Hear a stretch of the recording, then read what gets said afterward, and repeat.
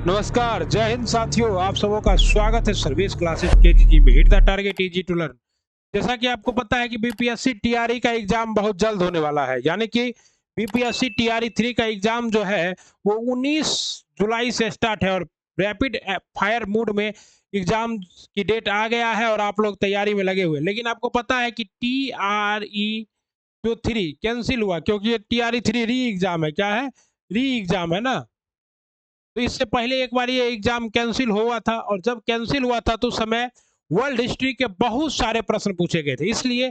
और वो सारे वर्ल्ड हिस्ट्री के प्रश्न कहाँ से आए थे? तो क्लास 10 और क्लास 9 का आए थे। तो 9 का हम 3-4 चैप्टर करा दिए हैं।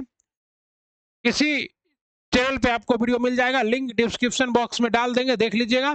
और आज हम लोग क्लास 10 का क्या करेंगे? क्लास 10 का इतिहास की दुनिया चैप्टर 2 से करेंगे। चैप्टर 1 करा चुके हैं, यूरोप में राष्ट्रवाद, ठीक ना।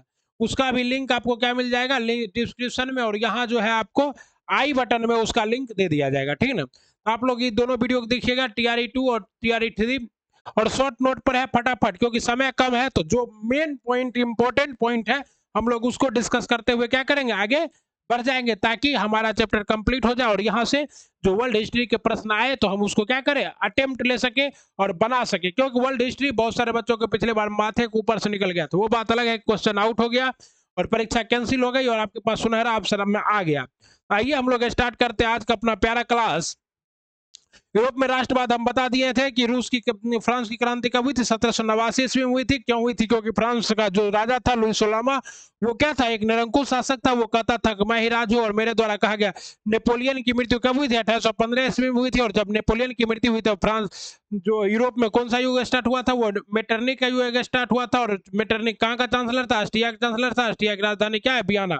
मेटरनिक युग कब से कब तक चला था? 1815 से लेकर 1848 ईस्वी तक चला था। ये सब क्वेश्चन पूछता है। उसके बाद हमने आपको बताया था कि जुलाई क्रांति का संबंध किससे है? तो जुलाई क्रांति का संबंध जो है वो फ्रांस से है। ओके। उसके बाद आगे हमने बताया था 1830 की क्रांति जो है ये फ्रांसीसी क्रांति थी। और इसमें जो है टेनिस, जो कि टेनिस कोर्ट में ही क्या हुए थे ये लोग, जमा हुए थे और नेशनल असेंबली की स्थापना की थी। मेजनी कहाँ का शासक था? तो मेजनी इटली का था। और ये यंग इटली नामक संस्था की स्थापना किसने की थी? मेजनी ने। बाद में यंग यूरोप भी किसने बनाया था? मेजनी ने बनाया था। और इटली के एकीकरण में मेजनी का बहुत योगदान है। इटली के एकीकरण में मेजनी। और उसके बाद विक्टर इमैनुअल का जो प्रधानमंत्री था, कौन? काउंट कुबेर। और फिर किसका? गैरिबाल्डी। ये सबका बहुत योगदान है। गैरिबाल्डी पेशे से क्या था? काउंट कुबर के बारे में पूरा बता दिए थे। और क्रीमिया युद्ध कब से कब तक हुआ था? उसके बाद जर्मनी का एकीकरण बताए थे। फ्रैंकफर्ट की संधि के द्वारा क्या हुआ था? जर्मनी का एकीकरण हुआ था। गैरिबाल्डी के बारे में बताए थे। गैरिबाल्डी पेशे से नाविक था और इसने दक्षिणी इटली का क्या करवाया था? एकीकरण करवाया था। ठीक है ना। ये सब क्वेश्चन आपको याद रखना है। फ्रांस की क्रांति को मध्यम वर्ग की क्रांति कहते हैं, ये भी बताए थे। ओके। और क्या जर्मनी का एकीकरण किसके नेतृत्व हुआ था? तो पर्सा के नेतृत्व हुआ था। और इसका जो मेन नेता था वो कौन था? बिस्मार्क था। बिस्मार्क ने कौन सी नीति अपनाई थी? लौ एवं रक्त की नीति अपनाई थी। ठीक है ना। भारत का बिस्मार्क किसको कहा जाता था? ये भी आपको बता। उसके बाद बेहेमिया बताए थे। बेहेमिया जो ऑस्ट्रेलिया शासन के अंतर्गत था, भी हंगरी की घटनाक्रम से प्रभाव पड़ा। और हंगरी, आपको पता है कि हंगरी भी आजाद हुआ। हंगरी की राजधानी क्या है? बुडापेस्ट है। ये सब आपको पूछा जाता है। पोलैंड आजाद हो गया। पोलैंड की राजधानी क्या है? कमेंट बॉक्स में छाप देना आप लोगों को, ठीक है ना। उसके बाद हम लोग अगला चैप्टर स्टार्ट करते हैं। सेकंड चैप्टर है समाजवाद एवं साम्यवाद। व्हाट इज ए समाजवाद? समाजवाद सोशलिज्म। सोशलिज्म क्या है? समाजवाद एक ऐसी विचारधारा है जिसने आधुनिक काल के समाज में एक नया आयाम दिया। 19वीं शताब्दी में औद्योगिक क्रांति के फलस्वरूप समाज में पूंजीपति वर्ग, मजदूर वर्ग का लगातार शोषण अपने चरमों पर था। मतलब क्या है? मजदूरों का शोषण हो रहा था। इसी समय कुछ ऐसे लोग आए जिन्होंने सोचा कि संसार में जो भी वस्तुएं हैं वो क्या है? सबों के लिए है, सिर्फ कुछ चुनिंदा लोगों के लिए नहीं है। और फिर वर्ग संघर्ष की स्थिति पैदा होगी। गरीब आदमी अमीर आदमी को लूटने लगा। ऐसे समाजवाद के दाता थे हमारे कौन? Karl Marx. समाजवाद एक विचारधारा है जो कि सबों को समान, वर्ग विहीन समाज की स्थापना करने पर जोर देता है। ठीक है। समाजवाद क्या है? एक विचारधारा है जो वर्ग विहीन, समाजवादी विचारधारा ने अग्रणी समाजवाद उत्पन्नता मुक्त निजी स्वामित्व की जगह सामूहिक स्वामित्व। जैसे कि रूस में अभी क्या है? समाजवाद। वैसे विश्व का ज्यादातर देश अब क्या है? समाजवाद से पूंजीवाद की ओर मूव कर रहा है। ठीक है। लेकिन भारत में भी समाजवाद और पूंजीवाद दोनों है। समाजवाद कैसे है भारत में? तो भैया रेलवे जो है वो समाजवाद के अकॉर्डिंग चल रहा है। और जो रिलायंस है वो क्या चल रहा है? निजी कंपनी, पूंजीवाद के अकॉर्डिंग चल रहा है। एक शोषण मुक्त समाज का स्थापना। तो समाजवादी व्यवस्था एक ऐसी व्यवस्था है जिसके, यहाँ से हम लोग को समाजवाद का डेफिनेशन लिख लेंगे। अतः समाजवादी व्यवस्था एक ऐसी व्यवस्था है जिसके अंतर्गत उत्पादन के सभी साधनों, कारखानों, विपणन में सरकार का एकाधिकार हो। समझ गया? समाजवाद का मतलब क्या हो? सरकार का अधिकार, यानी समाज के सभी वर्गों का अधिकार। ऐसे में निजी लाभ ना जुड़ा हो। आर्थिक दृष्टि से समाज एक दो भाग में, एक पूंजीपति वर्ग था, एक श्रमिक वर्ग था। ओके, तो देखिए ये मोस्ट इंपोर्टेंट, इन जिस समय श्रमिक जगत के आर्थिक दुर्दशा और सामाजिक पतन की स्थिति गुजर रहा था, उसी समय श्रमिकों के कुछ महत्वपूर्ण राष्ट्रभक्तों, विचारकों और लेखकों का मार्गदर्शन प्राप्त हुआ। इन विचारकों में सबसे महत्वपूर्ण थे साइमन, सेंट साइमन फेरियर, लुई वला, रॉबर्ट ओवेन। रॉबर्ट ओवेन के बारे में अभी आप पढ़ेंगे। कार्ल मार्क्स, एंग्लो नाम विशेष है। देखिए समाजवाद दो तरह का था, एक यूटोपियन समाजवाद और एक आधुनिक समाजवाद। यूटोपियन समाजवाद कैसा था? तो स्वप्नदर्शी। यूटोपियन मतलब क्या होता है? स्वप्नदर्शी। ऐसे लोग क्या थे? सिर्फ कल्पनाओं में सोच रहे थे। लेकिन दूसरा जो वैज्ञानिक समाजवाद था, उसके प्रवर्तक कौन थे? Karl Marx. समाजवाद कितने तरह के थे? तो इसको हम लोग याद रखेंगे। समाजवाद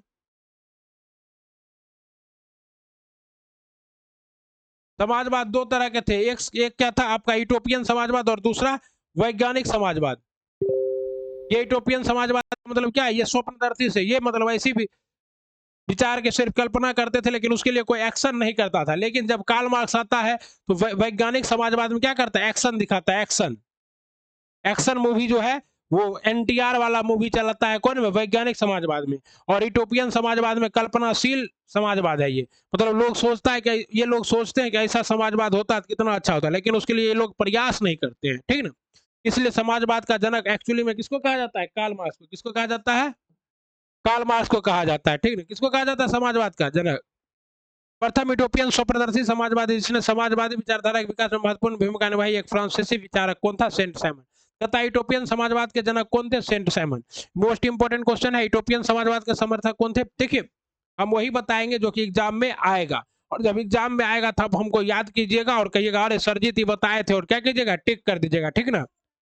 एक अन्य महत्वपूर्ण यूटोपियन विचारक चार्ल्स फेरियर था। आधुनिक औद्योगिकरण, औद्योगिकवाद का विरोधी था। उनका मानना था कि श्रमिकों को छोटे नगर अथवा कस्बों में काम करना चाहिए। अगला देखिए क्या है? फ्रांसीसी यूटोपियन चिंतकों में एकमात्र व्यक्ति जिसने राजनीतिक में भी हिस्सा लिया वो कौन था? लुई वला। तो कहता लुई वला का संबंध किस समाजवाद से था? यूटोपियन समाजवाद से। ये कहाँ के थे? फ्रांस के थे। फ्रांस से बाहर सबसे महत्वपूर्ण यूटोपियन चिंतक ब्रिटिश उद्योगपति रॉबर्ट ओवन था। रॉबर्ट ओवन भी क्या था? यूटोपियन समाजवादी था। उसने स्कॉटलैंड के न्यू नूनाक नामक स्थान पर एक फैक्ट्री। सबसे इंपॉर्टेंट है आपका समाजवाद का पिता, जिसका नाम क्या है? Karl Marx. कार्ल मार्क्स को क्या कहते हैं? समाजवाद का पिता। इसके बारे में डायरेक्ट क्वेश्चन पूछा जाता है। कार्ल मार्क्स का जन्म कब हुआ? 5 मई 1848 को जर्मनी में राइन प्रांत के टियर नामक एक यहूदी परिवार में हुआ। किसमें हुआ? यहूदी। हाँ ठीक है। 5 मई 1818 को यहूदी परिवार में हुआ था। कार्ल मार्क्स के पिता हेनरिक मार्क्स एक प्रसिद्ध वकील थे। क्या थे? वकील थे, जिनके बाद चलकर ईसाई धर्म ग्रहण कर लिया। मतलब ये यहूदी था। यहूदी वही जो इजराइल में बसते हैं। ठीक है? लेकिन बाद में इसने क्या किया? ईसाई धर्म कबूल कर लिया। मार्क्स के बोन विश्वविद्यालय से विधि शिक्षण शिक्षा ग्रहण की, किंतु 1836 में बर्लिन विश्वविद्यालय चले आए। मार्क्स हीगेल के विचारों, आपको हीगेल पढ़ाए थे यूरोप में, राष्ट्रवाद में हम आपको पढ़ाए थे। हीगेल, हीगेल के विचारों से प्रभावित था। 1843 उसने बचपन की मित्र जेनी से विवाह किया। किससे विवाह किया? जेनी से। उसने राजनीतिक एवं सामाजिक इतिहास पर मोंटेस्क्यू तथा रूसो को विचारों का गहन अध्ययन किया। कार्ल मार्क्स की मुलाकात पेरिस में 1844 में किससे हुई? फ्रेडरिक एंगल्स से हुई, जिससे जीवन भर उसकी गहरी मित्रता बनी रही। मार्क्स एंगल के साथ मिलकर 1848 में एक साम्यवादी घोषणा पत्र क्या निकाला? साम्यवादी घोषणा पत्र कब निकाला? 1848 में। इसी समय आपको पता है कि मेटरनिक का पतन होता है, जिसे आधुनिक समाजवाद का क्या कहा जाता है? जनक कहा जाता है। ओके। मार्क्स 1867 ईस्वी में, देखिए सबसे इंपॉर्टेंट है, 1867 में 1867 में पुस्तक निकाली थी कार्ल मार्क्स ने। उसका नाम क्या था? Das Kapital. क्या नाम था? Das Kapital. जिसे समाजवादियों का क्या कहा जाता है? बाइबिल कहा जाता है। समाजवादियों का बाइबिल किसके कहा जाता है? कार्ल मार्क्स की पुस्तक दास कैपिटल को कहा जाता है, जो कब प्रकाशित हुई थी? 1867 में। मार्क्स के सिद्धांत क्या थे? द्वंद्ववाद, भौतिकता का सिद्धांत, वर्ग संघर्ष का सिद्धांत। मतलब ये क्या कहता था कि वर्ग संघर्ष करो, गरीब लोग क्या करो? पूंजीपति लोगों से लूट लो उसका जो धमाजन है, क्योंकि उसने क्या कहा? तुम्हारे खून को चूस कर अपना धन को जमा किया है।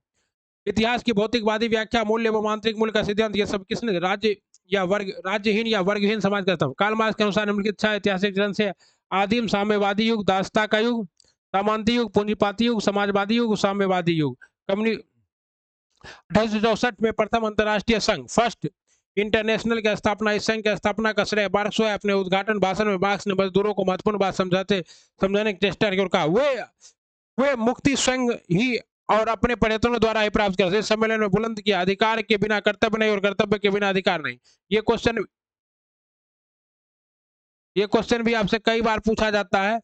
ये क्वेश्चन भी आपसे कई बार पूछा जाता है कि अधिकार के बिना कर्तव्य नहीं और कर्तव्य के बिना अधिकार नहीं। ये प्रसिद्ध कथन किसका है? तो ये कार्ल मार्क्स का है। किसका है? कार्ल मार्क्स का है। अब द्वितीय अंतरराष्ट्रीय संघ, सेकेंड इंटरनेशनल, विभिन्न देशों के साम्यवादी दलों के एक अंतरराष्ट्रीय संगठन के तहत सूत्रबद्ध करने के लिए 14 जुलाई कब 1879 को पेरिस में एक सम्मेलन हुआ, जिसमें 20 देशों के 400 प्रतिनिधि ने भाग लिया। इस द्वितीय अंतरराष्ट्रीय संघ के नाम से जाना जाता है। इस संघ की स्थापना मार्क्सवादी समाजवाद के तेजी से फैलने का घोतक था। ओके, सबसे इंपॉर्टेंट ये है, देखिए अभी अभी दो ही देश है जिसमें समाजवाद है। एक केनिया बड़ा देश के रूप में क्या है, एक केनिया है, दूसरा क्या है, रूस है।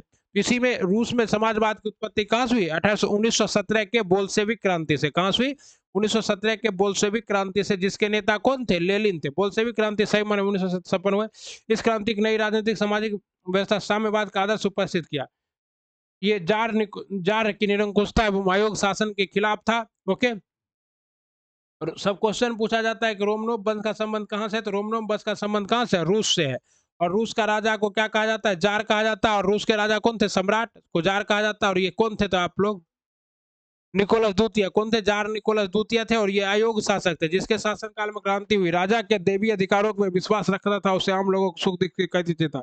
कृषकों की दयनीय स्थिति थी, जिस वजह से क्या हुआ आपको रूस में बोल्शेविक क्रांति 1861 जार अलेक्जेंडर द्वितीय ने कृषि मजदूरों की दयनीय स्थिति थी, रूसीकरण की नीति थी, और विदेशी घटनाक्रम। क्रीमिया युद्ध आपको कल बताए थे। क्रीमिया युद्ध कब हुआ था?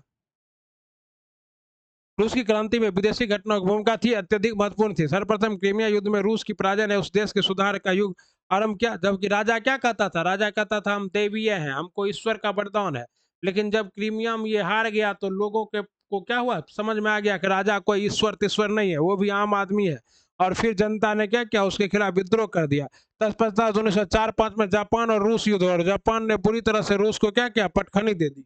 बोल्शेविक जिससे बोल्शे जापान की पराजय 1905 से पराजय तथा 1905 की क्रांति। 1905 में ऐतिहासिक रूस जापान युद्ध हुए। देखिए ये क्वेश्चन पूछा जाता है, रूस जापान युद्ध कब हुआ? 1905 में। 9 जनवरी 1905 को समूह रोटी दो के नारे के साथ जार निकोलस द्वितीय की तरफ क्या हुए? सेंट पीटर्सबर्ग, जो रूस का एक बहुत बड़ा शहर है। वैसे रूस की राजधानी क्या है? मॉस्को है। तो लेकिन रोटी दो किनारे के साथ रूसी जनता बढ़ रही थी। लेकिन ये जो जार निकोलस द्वितीय के जो सैनिक थे, उसने क्या किया? गोलियां बरसा दी, जिसमें 22 जनवरी को, पुराने कैलेंडर के अनुसार 9 जनवरी को क्या हुआ? हजारों लोग मारे गए। और इसे रूस में किस घटना के नाम जाना जाता है? खूनी रविवार। तो पूछा जाता है खूनी रविवार का संबंध किस घटना से है? तो रूसी क्रांति से। किससे? रूसी क्रांति से, ठीक है ना। रूस में सनसनी फैल गई, जनता पूरा क्षुब्ध हो गई। और 1905 में एक प्रतिनिधि, 1906 में जैसे क्रांति कमजोर हुई तो स्वतंत्र ने ड्यूमा के कुछ अधिकार छीन लिए। 1905 में क्रांति भी, परंतु भीतर ही भीतर आग सुलगती रही। और 1917 में महान रूस में मार्क्सवाद का प्रभाव तथा बुद्धिजीवियों का योगदान। रूस की क्रांति के पूर्व एक वैचारिक क्रांति भी देखी जा सकती है। लियो टोल्स्टाय की रचना क्या है? War and piece. की कई बार क्वेश्चन पूछा जा चुका है। लियो टोल्स्टाय की रचना क्या है? War and piece. पहले लड़ो और फिर शांति का प्रयास करो। इस किताब में यही कहा गया है कि पहले अपने अधिकार के लिए लड़ो, लड़ के छीन लो, और उसके बाद क्या करो? शांति का प्रस्ताव दे दो। इसी को क्या कहते हैं? War and piece. पुस्तक के लेखक कौन है? लियो टोल्स्टाय।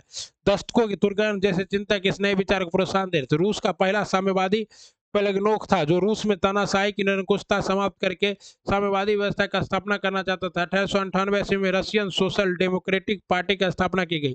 यह साम्यवादी दल का पूर्ववर्ती था। शीघ्र ही 1903 में साधन एवं अनुसंधान के मुद्दे पर पार्टी में फूट पड़ गई। इसके परिणाम स्वरूप बहुमत वाला दल बोल्शेविक कहलाया और अल्पमत वाला दल मोनसेविक।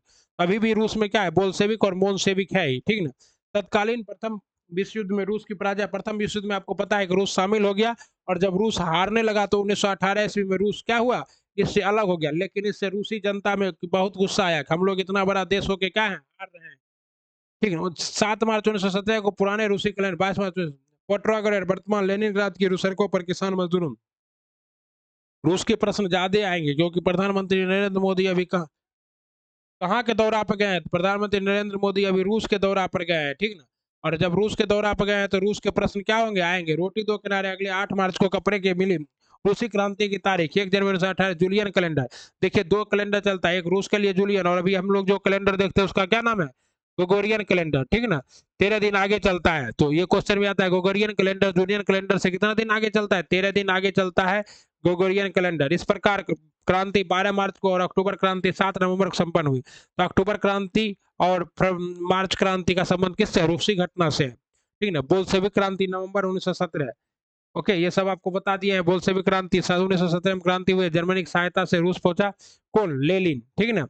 तो जब वह पेट्रोग्राद पहुंचा तो रूस की जनता को गुस्सा बढ़ गया। लेनिन ने घोषित किया कि रूसी क्रांति पूरी नहीं हुई, अतः एक दूसरी क्रांति अनिवार्य। उसने बोल्शेविक दल का कार्यक्रम स्पष्ट किया, जो अप्रैल 33 के नाम से प्रसिद्ध हुआ। किसके नाम से? अप्रैल 33 के नाम से कहेगा। अप्रैल 33 किसने दिया था? तो बोल्शेविक क्रांति के दौरान लेनिन ने दिया था। लेनिन को क्या कहा जाता है? तो लेनिन को रूस का पिता कहा जाता है, ठीक है ना। 7 नवंबर 1917 को पुराने रूसी कैलेंडर के अनुसार 25 अक्टूबर 1917 को बोल्शेविक ने पेट्रोग्राड के रेलवे स्टेशन, बैंक, डाकघर, टेलीफोन केंद्र, कचहरी तथा अन्य सरकारी भवनों पर अधिकार कर लिया। केरेंस्की रूस छोड़कर भाग गए। इस प्रकार रूस में महान बोल्शेविक क्रांति से अक्टूबर क्रांति का संबंध हुआ। टोटोस्की का संबंध किससे? रूसी क्रांति के नेतृत्व में एक विशाल लाल सेना तथा लाल सेना का गठन किसने किया था? तो लाल सेना का गठन किया था टोटोस्की ने। सफलतापूर्वक विदेशी हमला का सामना किया। दूसरी तरफ आंतरिक विद्रोह को दबाने के लिए चेका नामक गुप्त पुलिस संस्था किसमें थी? रूसी क्रांति में। ओके, अचानक छापा मार कर विद्रोहियों को गिरफ्तार कर लेती। तीस तरह लेनिन आंतरिक विद्रोह को दबाने में सफल रहा। लेनिन ने एक शक्तिशाली केंद्रीय सत्ता की स्थापना की। सन 1918 में विश्व का पहला समाजवादी शासन स्थापित करने वाला देश कौन बन गया? रूस बन गया, ठीक है ना। और रूस ने अपने देश का नाम क्या रखा? यूएसएसआर, सोवियत समाजवादी गणराज्य का समूह, जो कि कब तक अस्तित्व में रहा? 1991 तक अस्तित्व में रहा। और 1991 में आपको पता है कि जो सोवियत संघ है, यूएसएसआर है, ये 15 छोटे छोटे देशों में टूट गया, जिसमें Turkmenistan, Kazakhstan, Kyrgyzstan, Uzbekistan, Serbia और कौन है? यूक्रेन, ये सभी देश आते हैं। बेलारूस। राजनीतिक संगठन के सबसे निचले स्तर पर सोवियत नामक स्थानीय समिति बनाई गई। लेनिन ने नए संविधान का 18 वर्ष से अधिक उम्र वाले सभी नागरिकों को क्या दिया? मताधिकार दिया। ओके, लेनिन ने शासन के नियमों में परिवर्तन करते हुए बोल्शेविक दल का नाम बदलकर साम्यवादी दल कर दिया और लाल रंग के झंडे पर हंसुए और हथौड़े का सुशोभित किया। देश का राष्ट्रीय झंडा तैयार किया गया। उसके बाद से यह झंडा साम्यवाद का क्या हो गया? प्रतीक हो गया। लाल झंडा, हंसिया हथौड़ा वाला लाल झंडा अभी भी देखते होंगे। इस तरह से हथियार रहता है, इस तरह से हथौड़ा रहता है। भारत में भी लाल झंडा है। नई आर्थिक नीति, न्यू इकोनॉमिक पॉलिसी। लेनिन एक स्वप्नदर्शी विचारक नहीं बल्कि एक कुशल सामाजिक चिंतक था, व्यवहारिक राजनीतिक था। उसने स्पष्ट देखा कि तत्काल पूरी तरह समाजवादी व्यवस्था को लागू करना क्या है? बहुत मुश्किल है। इसलिए उसने क्या किया? एक मिला जुली व्यवस्था को स्थापित किया, जिसे आजकल हम लोग मिश्रित अर्थव्यवस्था कहते हैं। टोटोस्की, जैसा कि टोटोस्की चाहता था, मई 1921 में इसने एक नई नीति घोषित की। नई आर्थिक नीति निम्नलिखित बातें थी। किसानों से अनाज न ले लेने के स्थान पर एक निश्चित कर लगाया गया। बचा हुआ अनाज किसान का था और वह इसका मनचाहा इस्तेमाल कर सकता था। यद्यपि यह सिद्धांत कायम रखा गया कि जमीन राज्य का है, फिर भी व्यवहार में जमीन किसकी होगी? किसानों की होगी। मतलब जमीन पर हक है राज्यों का, लेकिन जो किसान खेती करेगा जमीन उसी का होगा। 20 से कम कर्मचारियों वाले उद्योगों को व्यक्तिगत रूप से चलाने का अधिकार मिल गया। मतलब ऐसे उद्योग जिसमें 20 ही मजदूर काम कर रहे हैं, उसमें देश का कोई आधिपत्य नहीं होगा, देश उसमें शासन नहीं करेगा। उद्योगों का विकेंद्रीकरण। विकेंद्रीकरण मतलब क्या है? कि केंद्र के अंदर किया गया। विदेशी पूंजी सीमित तौर पर आमंत्रित की गई। व्यक्तिगत संपत्ति और जीवन बीमा की राजकीय एजेंसियां शुरू की। विभिन्न स्तरों पर बैंक खोले गए। ट्रेड यूनियन की स्थापना की गई। 1924 में, ये मोस्ट इंपॉर्टेंट क्वेश्चन है, पूछा जाता है कि लेनिन की मृत्यु कब हुई? लेनिन की मृत्यु कब हुई साथियों? लेनिन की मृत्यु हुई 1924 ईस्वी में। कब हुई लेनिन की मृत्यु? 1924 में। बोल्शेविक क्रांति के जनक कौन थे? लेनिन। अप्रैल 33 देने वाले कौन थे? लेनिन। लेनिन वापस जब जर्मनी की मदद से आए थे तो कहाँ उतरे थे? पेट्रोग्राद में, जिसका वर्तमान नाम क्या है? लेनिनग्राद है। प्रधानमंत्री नरेंद्र मोदी भी लेनिन के प्रतिमा पर फूल अर्पित करने के लिए कहाँ गए थे? लेनिनग्राद गए थे। द्वितीय विश्व समाप्त होने से पहले रूस में एक महान शक्ति माना जाने लगा। ओके, रूसी क्रांति का प्रभाव क्या हुआ? मिखाइल गोर्बाचोव 1985 में राष्ट्रपति बने उन्होंने। फिर अभी अभी क्या है? लगभग 24 वर्ष से रूस का राष्ट्रपति कौन है? Vladimir Putin. और व्लादिमीर पुतिन ने भी किस पर हमला कर दिया साथियों? यूक्रेन पर हमला कर दिया। वही यूक्रेन जो 1991 में क्या हुआ था? रूस से स्वतंत्र हुआ था, यूएसएसआर से। सोवियत संघ का विघटन दिसंबर 1991 में हुआ। लीजिए क्वेश्चन ये आ ही गया। इन्होंने पेरिवेस्क का गठन, इसे कहा जाता है आधुनिक यूरोप का पिता, मिखाइल गोर्बाचोव को। Mikhail Gorbachev. अगला चैप्टर है हिंद चीन में राष्ट्रीयवादी आंदोलन। ये हम लोग अगले वीडियो में करेंगे। ये शॉर्ट वीडियो का फटाफट आप लोग देखिए और अपने आप को क्या कीजिए? तैयार कीजिए एग्जाम के लिए। राधे राधे, वंदे मातरम, श्री शिवाय, नमस्ते।